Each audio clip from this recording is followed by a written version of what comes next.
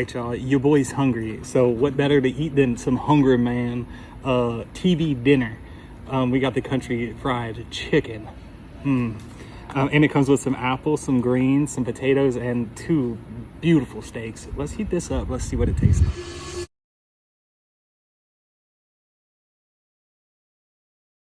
Hey y'all, so I wanted to come on here because I wasn't sure what else to do right now. I'm really struggling and I hate it. I hate feeling this way and I hate wanting to binge to solve everything, and I know it doesn't fix anything.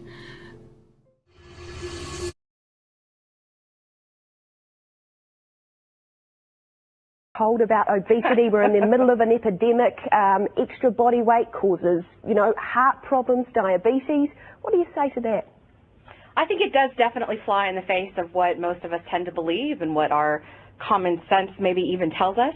But I think that the science isn't actually as clear-cut as we like to believe, and there's not really quite a consensus yet about the real relationship between weight and health.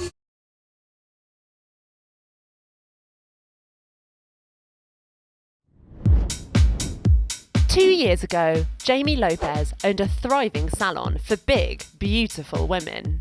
As women, we should be able to get beautiful anywhere. What makes my salon different is that this is a plus-size friendly salon. Today, Jamie is launching a fabulous new salon next to the Las Vegas Strip.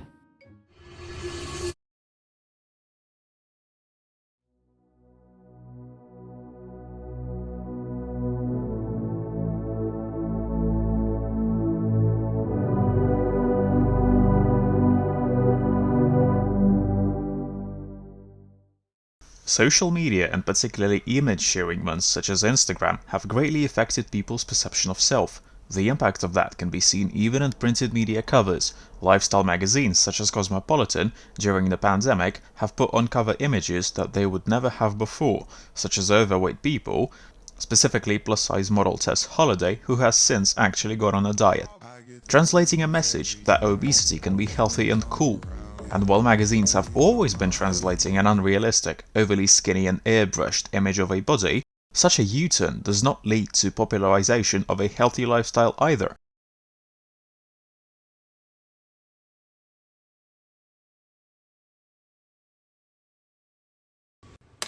Now, there are a few words that I don't allow when somebody comes into my house, and healthy is one of them. It has also been popularized through social media. Anorexia is a huge issue as well. One example can be Eugenia Cooney, whose mother has taken part in Cooney's live streams and acknowledged her support for her daughter's wish to stay skinny. I want to share with y'all what I said to them. Your body does not know the difference between a chicken Caesar salad or this. Mostly because I want my children to be raised to trust their bodies and to know what is best for their bodies. So I'm at the doctor's right now, and it was the first time that I have ever had a good doctor's visit. But we did my blood work, everything was fine. Literally no high blood pressure, no high cholesterol, nothing. And the doctor was like, yep, you're good. Diet is never a word I thought I would use when it came to my food. However, I've been eating an anti-inflammatory diet for the last couple months, and I can tell a vast improvement in my body and overall my physical health. And I wanted to share a little bit about what my breakfast looks like. It doesn't have to be scary. It can be delicious and fulfilling, no matter your size. I don't want a lot for Christmas. There is just one thing I need. And I don't care about the present. Only need the... In his writings on cultivation theory, Gerbner states that for the first time in human history, children are born into homes where mass-produced stories can reach them on the average of more than 7 hours a day. Most waking hours, and often dreams, are filled with these stories. The stories do not come from their families, schools, churches, neighborhoods, and often not even from their native countries, or in fact from anyone with anything relevant to tell. They come from a small group of distant conglomerates with something to sell. Happens to be skinny mini, but she does take Exactly. skinny mini, We're all different. But she does take good care of herself. Exactly. Thank you for the 200 bits, Picado. It's so great seeing both you and your mom here together and chatting so relaxed. I hope you'll do this every now and then. Thanks, Picado. I would love to. Another school shooting has taken place, this time in Idaho. As these kinds of shootings increase, one thing becomes clear. Your children are not safe at school. Oh, God! Change it! Change it! This was the second time a terrorist threat has been made on a theme park, leaving everyone to realize that children are not safe outside. Oh, God! Change it! And it seems there's a new danger to look out for. Children who are taken by strangers. The bottom line, children are not safe in their own homes. One of the most asked questions I get is, are you still modeling? And I just wanted to answer that really quickly. I am not really still modeling because I have been pushed out of the space. And it's probably because of my size. It's probably because of my age, or because I have a loud mouth and I speak about things that we should all give a shit about. But regardless, no, I don't really model anymore. And that's why I've been doing other things. And you have to do other things in this industry. And one of my fans said, you push me out of the room, I'll build a new one, and I will. I will keep fielding of dreams my way through this. Due to internet decentralization and various ways of communication, there's never an instance when a single trend overcomes all others. Various social media platforms will have all sorts of communities, overweight or skinny, and they will have their own speakers. As these people are surrounded by more and more members of their community, they feel the need to support and enforce their beliefs, thus leading by example. This may involve eating excessive amounts of food or not eating any. Our arms jiggle, we don't have a thigh gap, and this is what our tummies look like, and here's what we're eating tonight. Chicken? Homemade fries. Cabbage salad? We still need to add mayo. No matter what your body looks like? Your body needs food. Please eat. This leads to aforementioned echo chambers, where people connect based on their individual physical attributes, which can happen to be obesity or unhealthy skinniness. It has been speculated that quote-unquote perfect bodies on social media promote dissatisfaction with women's own physical appearance. It is reported that young girls aged only 7 years old have reported dissatisfaction with their body due to teasing and peer relations.